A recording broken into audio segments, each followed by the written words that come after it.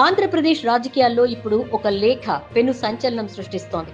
కూటమి ప్రభుత్వం అధికారంలోకి వచ్చిన తర్వాత అంతా సాఫీగా సాగిపోతోంది అనుకుంటున్న తరుణంలో సొంత పార్టీ నుంచే తీవ్ర అసంతృప్తి సెగలు పుడుతున్నాయి.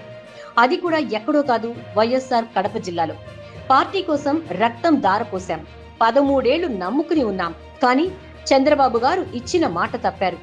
అధిష్టానం మమ్మల్ని ఘోరంగా వంచింది అంటూ కడప జిల్లా టీడీపీ సీనియర్ నాయకుడు, జోనల్ కోఆర్డినేటర్ రెడ్డప్ప గారి శ్రీనివాసరెడ్డి అంతలా ఆవేదన చెందడానికి కారణమేంటి? చంద్రబాబు ఇచ్చిన ఏ మాట తప్పారు? విషయంలోకి వెళ్తే కడప జిల్లాలో తెలుగుదేశం పార్టీని బతికించడానికి, క్యాడర్ ను కాపాడుకోవడానికి శ్రీనివాసరెడ్డి సుదీర్ఘ కాలంగా కష్టపడుతున్నారు.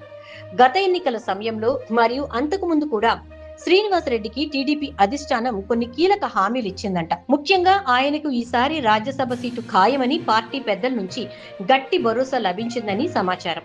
అయితే ఇటీవల జరిగిన రాజ్యసభ ఎన్నికల నామినేషన్ల ప్రక్రియ పూర్తయ్యేసరికి శ్రీనివాసరెడ్డి పేరు ఎక్కడా వినిపించలేదు. తీవ్ర నిర్వేదంలో మునిగిపోయారు.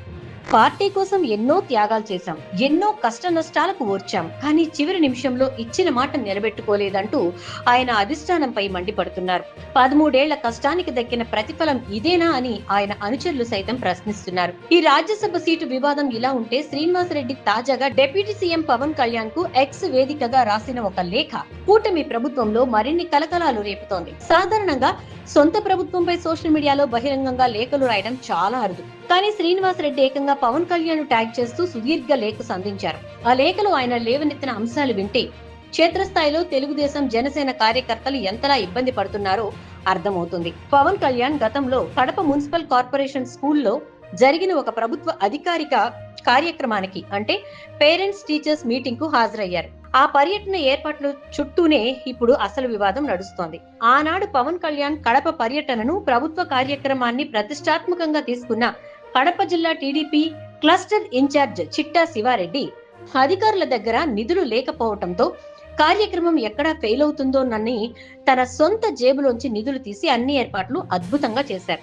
ఒక ప్రభుత్వ ప్రోగ్రాం సక్సెస్ కావడం కోసం పార్టీ మీద ఉన్న భక్తితో లక్షలాది రూపాయలు సొంతంగా ఖర్చు పెట్టారు. ఆ ఖర్చులకు సంబంధించిన బిల్లులను క్లియర్ చేయాలని R&B శాఖ ద్వారా అధికారికంగా ఉత్తర్వులు కూడా జారీ అయ్యాయి. కానీ దురదృష్టవశాత్తు ఆ పర్యటన జరిగి ఇప్పటికి దాదాపు 18 నెలలు గడుస్తున్నా నేటికి ఆ బిల్లులు విడుదల కాలేదు. ఒక్క రూపాయి కూడా చేతికి అందకపోవడంతో ఆ కార్యకర్త తీవ్ర ఆర్థిక ఇబ్బందుల్లో ఉన్నాడని శ్రీనివాసరెడ్డి ఆ లేఖలో ఆవేదన వ్యక్తం చేశారు. శ్రీనివాసరెడ్డి అధికారుల వైఖరిని, ప్రభుత్వ నిర్లక్ష్యాన్ని తీవ్రంగా తప్పుపడుతున్నారు. ప్రభుత్వ కార్యక్రమాల విజయం కోసం తమ సమయాన్ని, శ్రమను, సొంత ఆర్థిక వనరులను వెచ్చించిన కార్యకర్తలకు న్యాయం జరగకపోతే రేపు ఏ కార్యకర్త నమ్మకంతో ముందుకొస్తాడు? అసలు ఏ ముఖం పెట్టుకుని మేము కార్యకర్తలను మళ్లీ పని చేయమని అడగాలి అంటూ ఆయన వేసిన ప్రశ్నలు ఇప్పుడు కూటమి నేతలను ఆలోచనలో పడేశాయి. ప్రభుత్వ విజయం వెనుక ఉన్న కార్యకర్తలకు దక్కాల్సిన గౌరవం ఇదేనా అని కడప జిల్లా టీడీపీ క్యాడర్ నిలదీస్తోంది.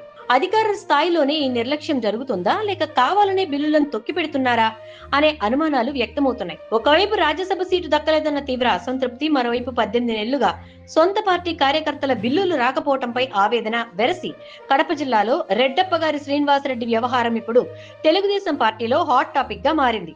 చంద్రబాబు గారు ఇచ్చిన మాట తప్పారంటూ సీనియర్ నేతలే బహిరంగంగా వ్యాఖ్యానించడం భవిష్యత్తులో ఎలాంటి పరిణామాలకు దారితీస్తుందో చూడాలి. మరి దీనిపై అధిష్టానం స్పందించి శ్రీనివాసరెడ్డిని బుజ్జగిస్తుందా? ఆ పెండింగ్ బిల్లులను వెంటనే విడుదల చేస్తుందా? మీ అభిప్రాయాన్ని కింద కామెంట్ సెక్షన్ లో తెలియజేయండి. మరిన్ని పొలిటికల్ అప్డేట్స్ కోసం మా ఛానల్ ని సబ్స్క్రైబ్ చేసుకోండి. Thank you.